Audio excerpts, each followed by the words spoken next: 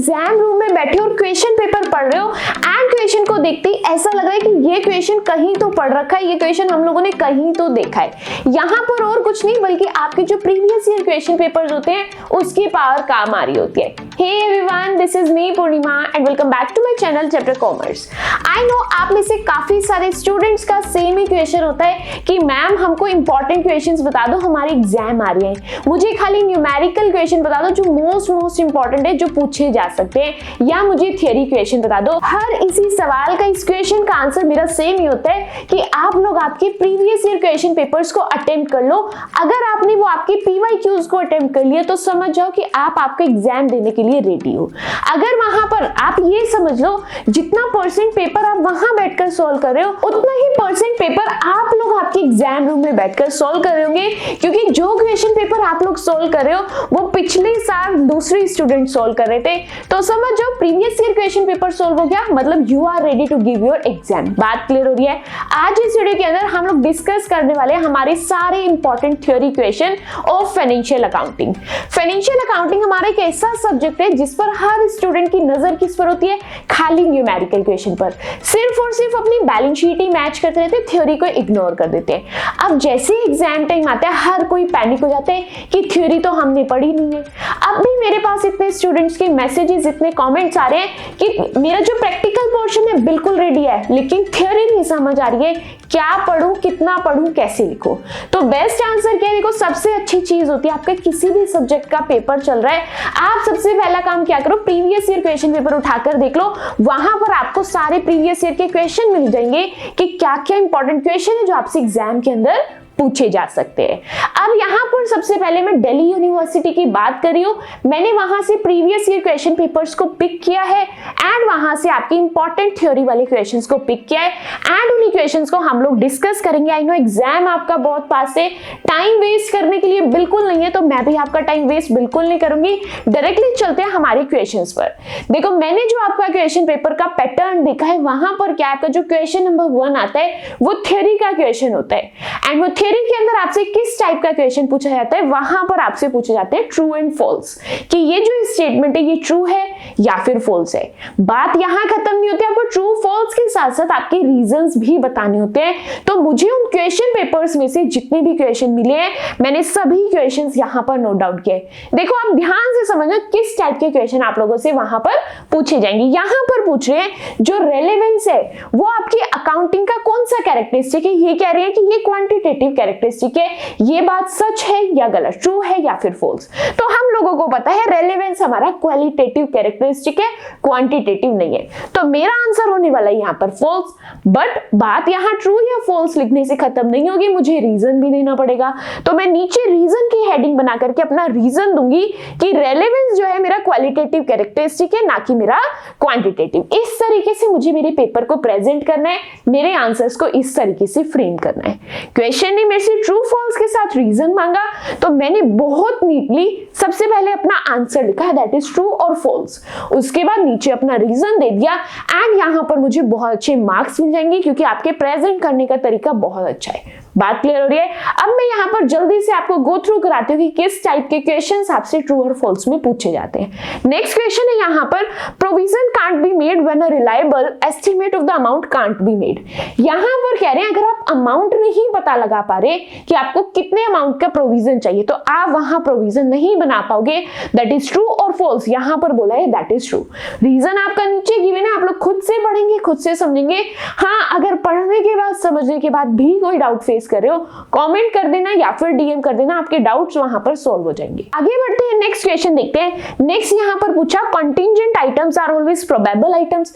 क्या सभी जो कंटिंजेंट आइटम्स होती है वो प्रोबेबल आइटम्स होती है? That is false. Probable items हमेशा नहीं होती है क्योंकि ये आइटम्स यहाँ पर पॉसिबल भी हो सकती है, रिमोट भी हो सकती है एंड यहाँ पर ये नहीं बोल सकते कि खाली प्रोबेबल ही है। बात क्लियर है?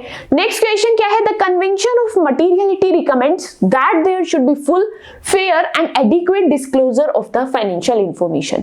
ये आपके अकाउंटिंग प्रिंसिपल्स वाले चैप्टर से, आपके जो अकाउंटिंग कॉन्सेप्ट्स है वहां से ये क्वेश्चन पिक किया गया है। तो इसके लिए मुझे इतनी चीज समझ आ रही है, जितने भी मैंने ये क्वेश्चन रीड किए, समराइज किया है, वहां पर मुझे एक बात समझ आ रही है कि आपके जितने ये वेरी शॉर्ट क्वेश्चन पूछे गए हैं, छोटे क्वेश्चन पूछे गए, true false type of question पूछे गए, वो ज्यादातर आपके किस कॉन्सेप्ट से, आपके अकाउंटिंग प्रिंसिपल्स, अकाउंटिंग स्टैंडर्ड, इस टाइप ऑफ जो चैप्टर है आपके, इनसे आपके इस तरीके के क्वेश्चन पूछे गए हैं। नेक्स्ट यहाँ पर है input IGST can be utilized to offset the outstanding liability of output IGST before output CGST and SGST।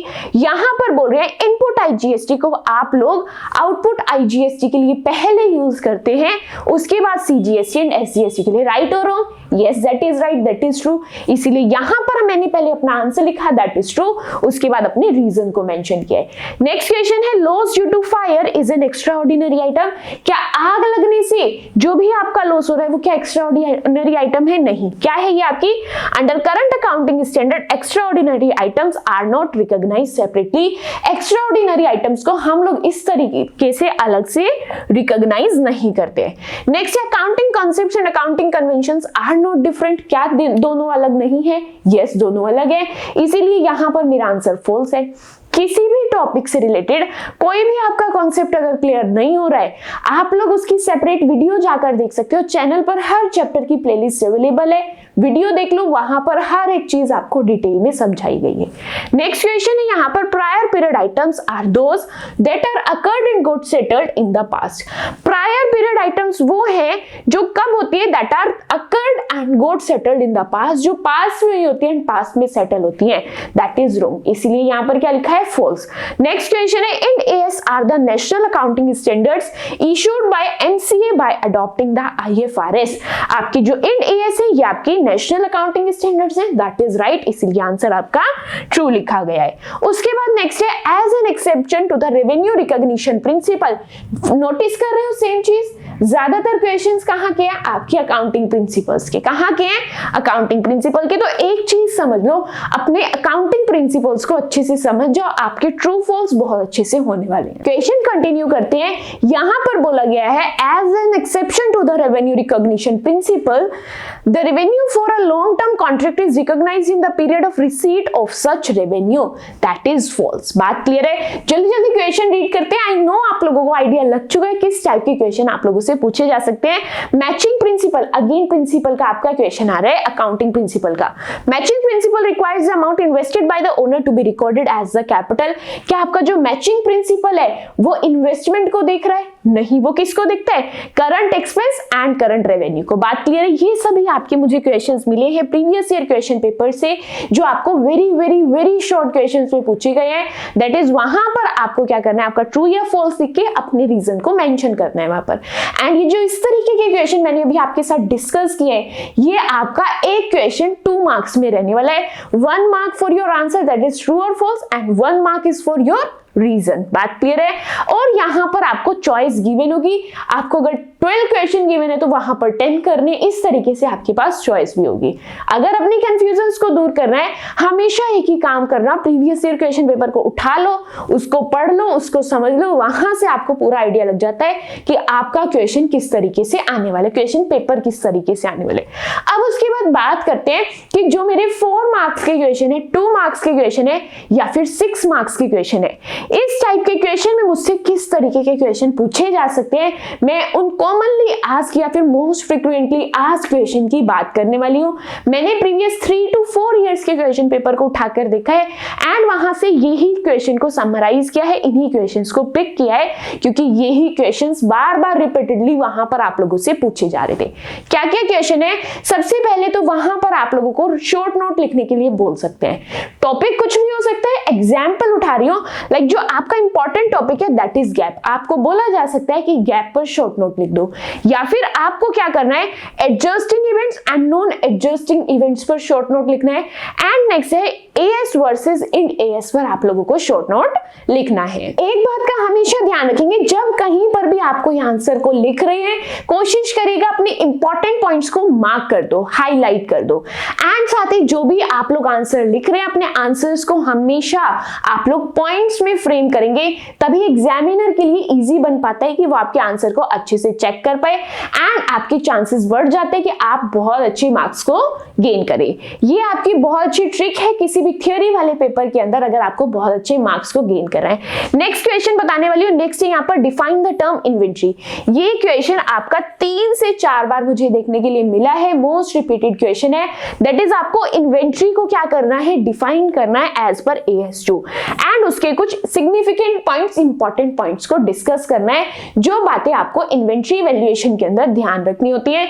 नहीं आती, नहीं है आपके पास नोट्स टेलीग्राम चैनल पर है, वहां पर आपको कंप्लीट डिटेल थ्योरी मिलने वाली है इस चैप्टर की। एंड अगर इन कॉन्सेप्ट्स को समझना चाहते हो तो इन कॉन्सेप्ट्स की वीडियोस भी चैनल पर अवेलेबल है। जो स्टार्टिंग का पार्ट होता है वो हमेशा मेरा थ्योरी का होता है, जो आप हमेशा इग्नोर करते हो। आपको लगता है फाइनेंशियल अकाउंटिंग है, खाली न्यूमेरिकल समझेंगे तो काम चलेगा, नहीं। आपका जो क्वेश्चन पेपर होता है वो 30 to 35% क्या होता है, उसके अंदर थ्योरी होती है, ताकि कोई बच्चा अगर कुछ ना पढ़ के गया हो वो पास होने लायक लिख सके। इसीलिए इतना % वहां पर थ्योरी का हमेशा आपको दिया जाता है। आगे नेक्स्ट क्वेश्चन देखते हैं। यहां पर हो सकता है आपको कुछ टर्म्स को डिफाइन करने के लिए बोले, लाइक आपकी एसेट की कॉस्ट का मतलब क्या है, वहां पर रेजिडुअल वैल्यू का मतलब क्या है, डेप्रिशिएबल अमाउंट का मतलब क्या है। ये आपके डेप्रिसिएशन वाले चैप्टर से रिलेट करते हैं। PPE वाला चैप्टर है आपके सिलेबस में, उससे ये चीजें रिलेट करती हैं।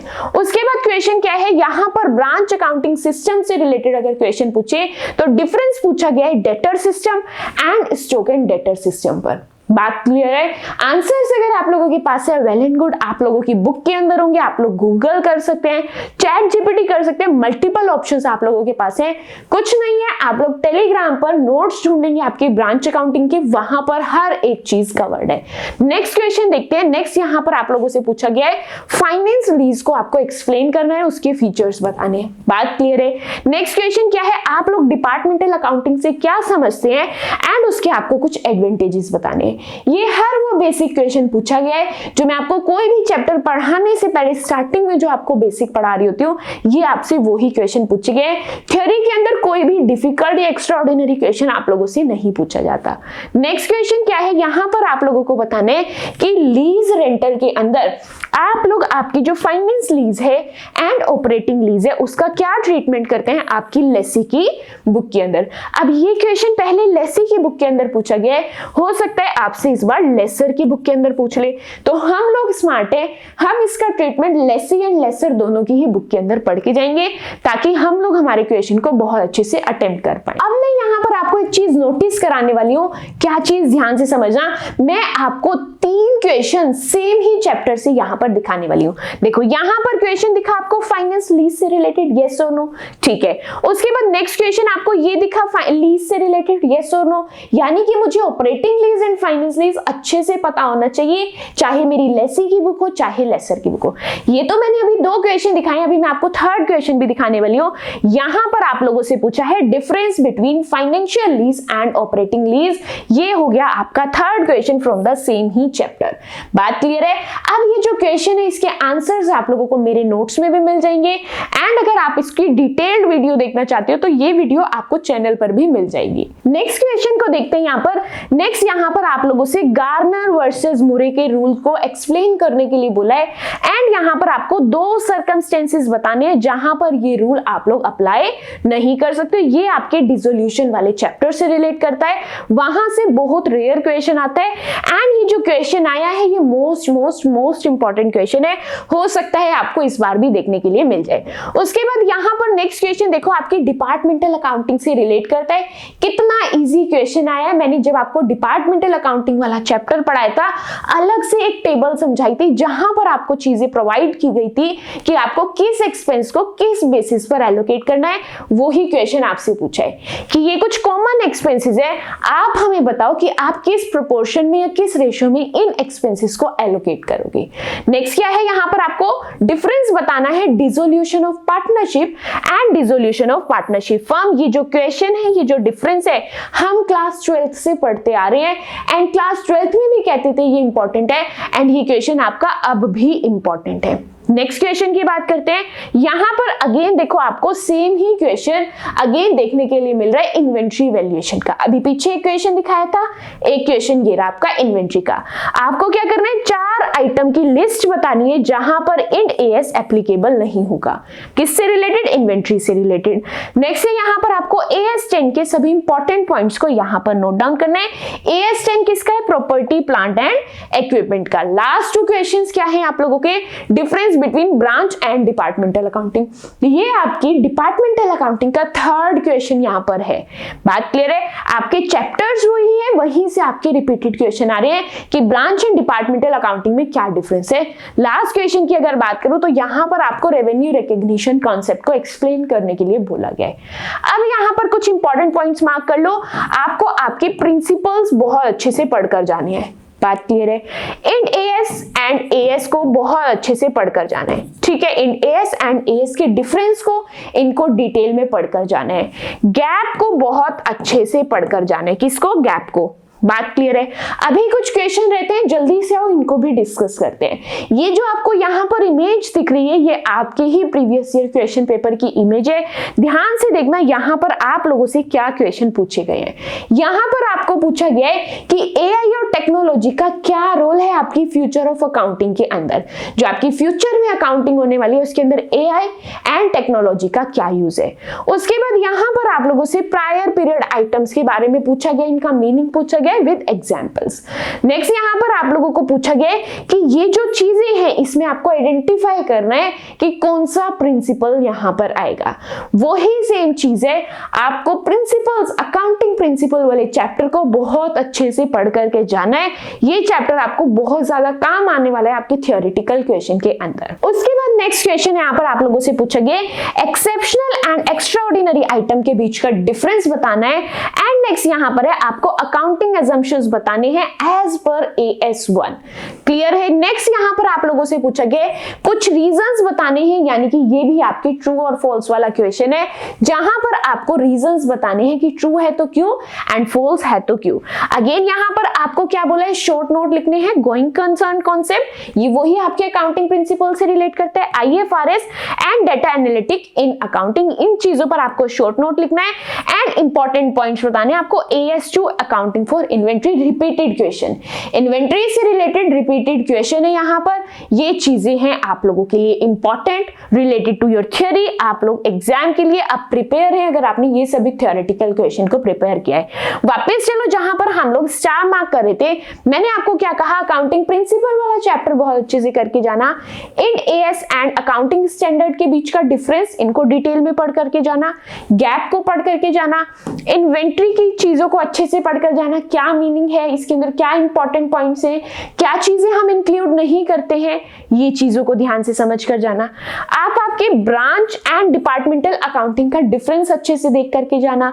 उसके बाद dissolution of partnership, dissolution of partnership and partnership firm के बीच का अच्छे से डिफरेंस समझ करके जाना। गार्नर वर्सेस मुरे, ये बहुत रिपीटेडली पूछा जाता है, इसको ध्यान से पढ़कर जाना। उसके बाद एक डिफरेंस मैं यहां पर आपको बताती हूँ, आप लोग क्या कर सकते हैं, आपका जो हायर परचेज सिस्टम है, hire purchase system and lease accounting, इनके बीच का डिफरेंस भी आप लोग पढ़ के जाएंगे। ये हैं आपके कुछ important topics, important concepts and ध्यान रखेंगे कहीं पर भी आपको कोई डिफरेंस नजर आ रहा है, हर उस डिफरेंस को प्रिपेयर करके जाएंगे, क्योंकि एग्जाम के अंदर ज्यादातर क्वेश्चन आप लोगों से डिफरेंशिएट बिटवीन के ही पूछे जाते हैं। आई होप यहाँ पर आप लोगों को आपके हर इंपॉर्टेंट थ्योरी के क्वेश्चंस मिल चुके हैं। अब आप लोगों को क्या करना है, जस्ट इन क्वेश्चंस की प्रैक्टिस करनी है। आई होप आप लोगों को इसमें से काफी सारे क्वेश्चंस रिपीटेड आपको देखने के लिए मिले आपके एग्जाम के अंदर, एंड आपका जो एग्जाम है फाइनेंशियल अकाउंटिंग का बहुत अच्छे से हो जाए। एंड जैसे ही आप लोगों का एग्जाम ओवर होगा, प्लीज जैसे ही आप फ्री होंगे मुझे कमेंट करके या फिर मुझे डीएम करके जरूर बताना आप लोगों का फाइनेंशियल अकाउंटिंग का एग्जाम कैसा हुआ एंड साथ ही आप लोगों का मेरे साथ एक्सपीरियंस कैसा रहा। क्या इन थ्योरी वाले क्वेश्चन में से आप लोगों को कोई क्वेश्चन रिपीटेडली देखने के लिए मिला, इनमें से कोई क्वेश्चन आपको देखने के लिए मिला या फिर नहीं। चलिए फिर एंड करते हैं इस वीडियो को। आई नो एग्जाम बहुत पास है, टाइम वेस्ट करने के लिए बिल्कुल नहीं है। क्वेश्चंस आप लोगों को मिल चुके हैं, अब आप लोगों को सिर्फ और सिर्फ इन क्वेश्चंस को प्रिपेयर करना है ताकि आप लोग आपके एग्जाम को बहुत अच्छे से कर सको। डोंट वरी, आप लोगों की तैयारी बहुत अच्छी है, बहुत अच्छे से आपका एग्जाम हो जाएगा, स्ट्रेस नहीं लेना है। हो सकता है 2 चैप्टर्स करने बाकी है, 3 चैप्टर्स करने बाकी, स्ट्रेस नहीं लेना है, टेंशन फ्री होके बैठ जाओ। बस ये समझ लो सब कुछ हो गया, एक चैप्टर रह गया एंड जो एक चैप्टर रह गया उस चैप्टर को लेकर के बैठ जाओ।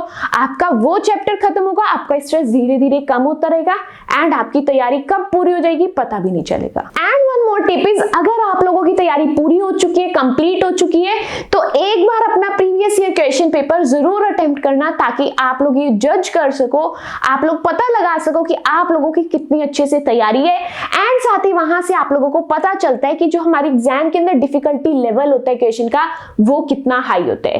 कई बार हम इतने डिफिकल्ट क्वेश्चंस की प्रैक्टिस कर रहे होते हैं जो हमसे एग्जाम्स के अंदर पूछे तक नहीं जाते।